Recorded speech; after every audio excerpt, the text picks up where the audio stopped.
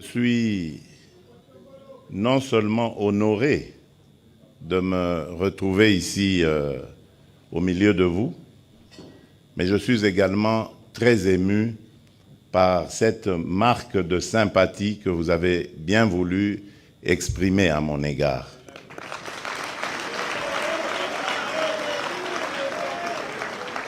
Vraiment et de tout cœur, je vous dis merci.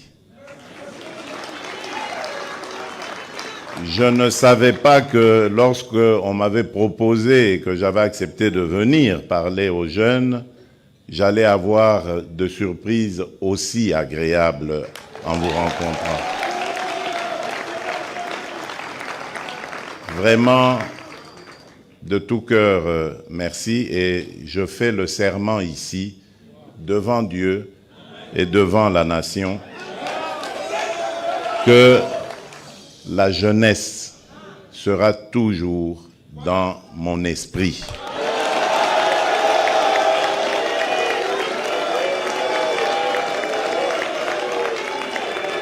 Je le dis et redis, devant Dieu et la nation, la jeunesse sera toujours dans mon esprit.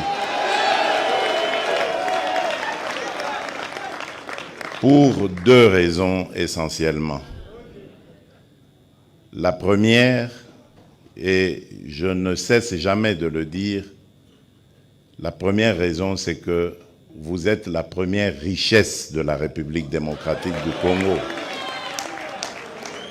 Avant toutes les autres richesses naturelles que nous avons, comme le diamant, l'or, le coltan, le cobalt, le cuivre, le zinc, tout ce qu'on veut, le pétrole, le gaz, il y a d'abord cette ressource humaine qu'est la jeunesse de la République démocratique du Congo. Et partout où je vais, je le dis toujours, que notre richesse, c'est celle-là d'abord, elle est humaine.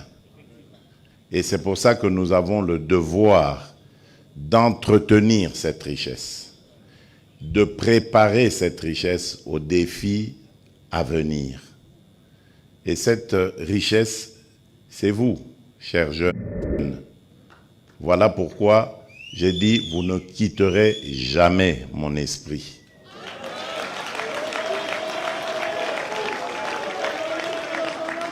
La seconde raison, et c'est ce que j'ai dit déjà dans la première, c'est que vous êtes l'avenir de ce pays. Tout ce que nous devons faire aujourd'hui doit prendre en compte vos soucis, vos préoccupations. Parce que c'est de cet encadrement par rapport à vos soucis et à vos préoccupations que dépendra notre avenir. Demain, si Dieu nous prête vie et que nous restons ici longtemps sur cette terre, c'est vous qui allez prendre notre relève. Et imaginez un peu le scénario catastrophe qui fait que nous ne vous avions pas bien préparé et que nous vivons nos vieux jours dans un pays complètement déchiré, un pays totalement dispersé parce que la classe dirigeante n'ayant pas été préparée, donc elle a mené ce pays à volo. Nous, vieilles personnes, tendant vers nos derniers jours, comment allons-nous vivre cela? Parce que non seulement il y aura les difficultés sociales et autres auxquelles nous allons devoir faire face au quotidien en étant de vieilles personnes, mais il y aura aussi ces accusations que vous porterez contre nous en disant vous êtes les responsables de cette situation parce qu'en votre temps, vous n'aviez rien fait. Voilà pourquoi nous ne vous abandonnerons jamais. Et je remercie vraiment les organisateurs, à commencer par le président du Conseil national de jeunesse et tous ceux qui l'ont entouré, pour cette belle initiative. Le ministre Bunkulu, C'est lui qui parle pour vous au Conseil des ministres. C'est très important d'avoir de bonnes relations avec lui. Et c'est au Conseil des ministres que l'on prend des décisions pour vous. C'est très important, très important pour nous. Au-delà de ce qu'on peut être, ce qu'on peut penser, c'est très important pour nous d'encadrer la jeunesse. Parce que c'est elle qui va garantir nos vieux jours demain. Et vous, jeunes Congolais, vous avez encore plus la mission de réussir dans ce que vous faites, formation, métier, profession. Vous avez le devoir de réussir. Parce que vous êtes une jeunesse qui n'est pas n'importe laquelle. Je l'ai bien dit, vous êtes la jeunesse de la République démocratique du Congo. Vous devez savoir à quel pays vous appartenez. Croyez-moi, chers jeunes, nous avons un pays béni. Chaque jour, moi je vous exhorte, chaque jour, avant de dormir ou lorsque vous vous réveillez, remerciez le Créateur. Quelle que soit la religion à laquelle vous appartenez, remerciez notre Créateur parce qu'il nous a mis sur un sol qui est totalement béni. Ce pays, si nous restons conscients, nous restons unis, nous restons organisés, ce pays va faire parler de lui dans pas très longtemps.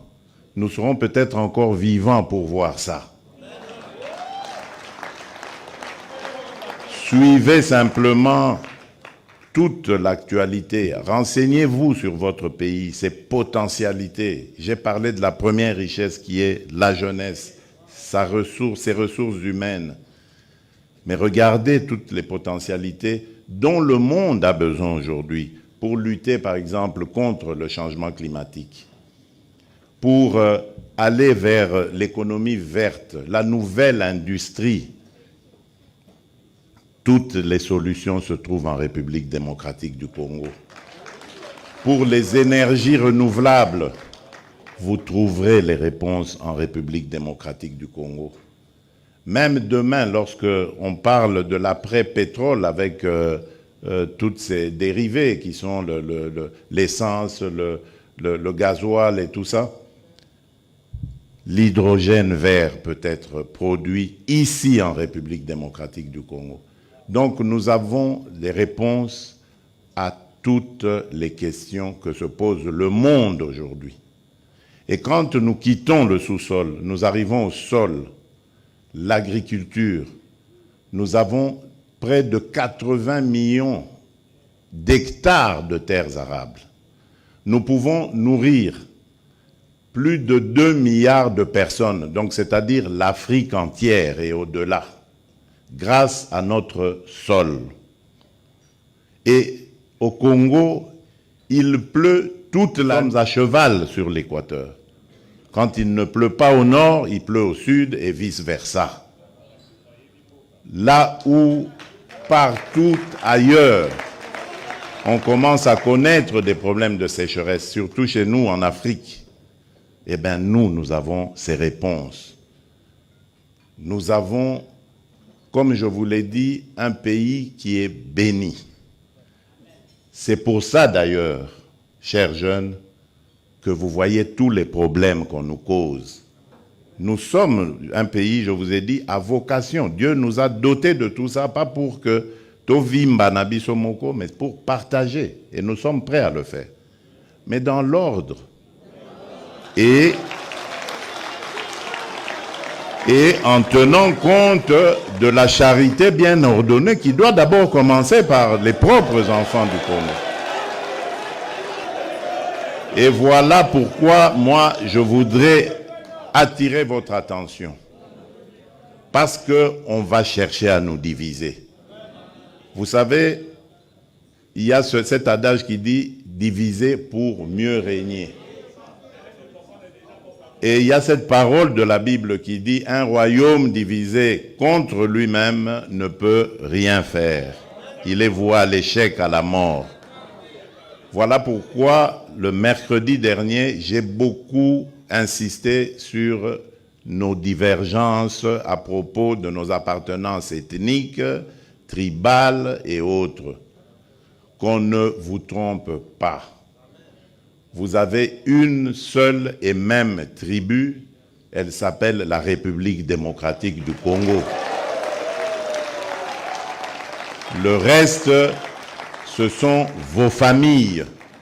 Vous pouvez vous attacher à des familles, nous le faisons chaque jour ici. Mais ça n'empêche que nous ayons des attachements encore plus forts en dehors des familles, n'est-ce pas? Lorsqu'on choisit un ami, ou lorsqu'on choisit une épouse pour nous les hommes, un époux pour les femmes, c'est au-delà des familles. Mais est-ce qu'on ne s'attache pas plus à son épouse qu'à sa famille? Lorsque quelqu'un tombe malade et qu'il est en train d'aller vers la mort, on voit toujours son épouse à ses côtés. Alors qu'il a peut-être des frères, il a des sœurs. C'est pas qu'ils l'ont abandonné, mais non. La priorité est laissée à l'épouse. Mais l'épouse, au moment où il est né, elle n'était pas dans sa famille. Donc voilà ce que vous devez comprendre du Congo. Nous venons de nos familles, mais nous formons maintenant une grande famille qui est beaucoup plus solide que nos familles biologiques, que nos familles tribales, ethniques. C'est la République démocratique du Congo. Mettez ça dans vos cœurs, dans vos esprits, et vous verrez, le Congo sera toujours gagnant. Parce que nous sommes forts, mais notre faiblesse, elle se situe dans nos divisions tribales, ethniques. Et lorsque les ennemis comprennent ça, ils viennent avec ces manipulations et ils réussissent à nous affaiblir parce que nous sommes divisés et incapables de faire front face à l'adversité. Je ne vous demande pas de haïr, ne faites pas ça. Ne haïssez pas les étrangers. Et d'ailleurs, à propos du Rwanda, ça ne sert à rien de regarder le Rwandais comme un ennemi. Non. C'est le régime rwandais avec Paul Kagame à sa tête qui est l'ennemi de la République démocratique du Congo. Les Rwandais et les Rwandaises sont nos frères et sœurs. Et d'ailleurs, ils ont besoin de notre aide parce qu'ils sont muselés. Ils ont besoin de notre aide pour se libérer. Ça n'a rien à voir avec ce que leurs dirigeants sont en train de leur imposer. Donc, ne les regardez pas comme des ennemis, mais comme des frères qui ont besoin de notre solidarité pour nous débarrasser et débarrasser l'Afrique de ce genre de dirigeants rétrogrades qui ramènent les méthodes des années 60 et des années 70. Alors qu'en Afrique, on avait décidé de mettre fin au bruit des armes. Si vous vous rappelez, ceux qui suivent un peu, c'était 2020, il fallait taire les armes en Afrique pour que l'Afrique passe à autre chose, comprenne qu'elle est la dernière de la classe dans le monde parce que, justement, à cause des guerres et des divisions, nous nous étions entendus comme ça. Malheureusement, ce n'est pas arrivé, on a dû encore prolonger, mais c'est à cause justement des dirigeants tels que Paul Kagame. Et il s'enorgueillit d'être un faiseur de guerre, un spécialiste dans la guerre. Il en est fier. Moi, à sa place, je me cacherais, j'aurais honte d'assumer le fait qu'on sème la mort et la désolation. C'est honteux. Et je dirais même diabolique. Nous n'allons pas manger de ce pain-là. Nous, le pain que nous mangeons, c'est celui de l'amour. Celui du patriotisme, l'amour pour le Congo et l'amour pour le Congolais. C'est ce que je vous prêche. Ce que notre leader, mon leader, celui qui m'a formaté en politique, mon mentor, Étienne Tshisekedi Wamulumba, c'est ce qu'il m'a prêché. L'amour du Congo et du Congolais. Essayez cette formule, chers jeunes, et vous verrez, le Congo sera toujours number one. Je vous remercie. Que Dieu vous bénisse. Face à la